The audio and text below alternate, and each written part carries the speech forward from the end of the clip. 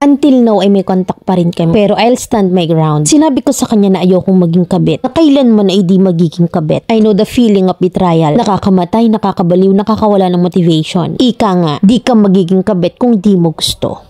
Single mom ako with 3 kids. Galing sa isang masakit na hiwalayan sa dati kong asawa dahil nga babaero. Na ang sabi pa nga pag ayaw magbago ng asawa, ay di magbago ka ng asawa. Pero hindi ganun ang nangyari. Nung nakipaghiwalay ako sa dati kong asawa, lahat ay nagbago. Na parang ayoko na mag-asawa at nakafocus lang ako sa mga anak ko. One incident na need ko ng tulong. Kailangan ko ng backer that time. Naglakas loob ako na i-chat yung random classmates ko to seek help. Kasi ang una, matagal akong nawala sa lugar namin. Dahil dun ako tumira sa lugar ng dati kong asawa ng 21 years. Kaya di ko talaga alam kung sino yung kakausapin ko. And then one time, may nag-respond sa PM ko. And immediately ay he helping me. Lapang 3 days ay nasolve na yung problem ko. Ito talaga yung problema ng Pinase na need pa ng backer. Anyways, highways ay meron siyang hinihinging kapalit. Ito yung isang gabi daw na inuman na kasama lang ay ako. Nung una naiinis talaga ako, kaya lang syempre malaki yung utang na loob ko sa kanya. Kaya't pinaliwanag ko sa kanya na hindi ako ganon. At ayaw ko ng ganon. Porket na single mo may pakangkang na agad. Na tipong isang sabi lang na tara sogo tayo ay papayag na agad-agad. Meron kasing mga ganun sorry sa lahat ng mga single mom. Pero hindi ako kasali sa kanila. Ito yung mahirap pag nagkaroon ka ng utang na loob. Pero aaminin ko na as time goes by, totoong nahulog yung loob ko. Pero I need to stand up on my grounds. Kasi alam ko na may asawa siya at itinatanggi niya. Nahulog ang loob ko sa araw-araw na pag-uusap o na may puwang na siya sa puso ko. Pero dahil ayokong maging kabit, di ko in-entertain ang nararamdaman ko. Totoo pala talaga na pag ayaw mo maging kabit at nakaset up na sa mind mo na ayaw mo makasakit ng ibang babae, wala talagang mangyayaring cheating. Ay, hindi ako naniniwala sa ibang kabit dyan na nahulog na kuno at hindi na makalabas sa sitwasyon na sa totoo lang pag ginusto mo magagawa mo. And I do investigate. And I saw random post of his wife telling how much she loves him. And sinabi ko yun sa kanya and he denied. Mga cheater talaga no? Huli na hindi pa aamin. Kaya naniniwala ako na kapag gusto mong malaman ang lahat, kaya mong mag-imbestiga. Until now ay nag-uusap pa naman kami as respeto na lang kasi may nagawa naman siyang tama sa akin. I'll stand my ground na hindi pwede yung gusto niya. Kaya nga now ko lang napagtanto na sinungaling tong mga kabit na to. Sasabihin na hindi ko alam na may asawa na ang sabi hiwalay. Do investigate. Kaya kung may delikadesa ka sa sarili, sabi nga, hindi ka magiging kabit pag di mo ginusto. Until now ay may contact pa rin kami but I'll stand my ground. Sinabi ko sa kanya na friend lang yung kaya ko at ayokong maging kabit. Na di kailanman magiging kabit. I know the feeling of betrayal and nakakamatay, nakakabaliw, nakakawala ng motivation at buti na lang ay nakayanan ko. Sana mamilin ay magkaroon ng lesson ng email ko. Letter sender, Jana.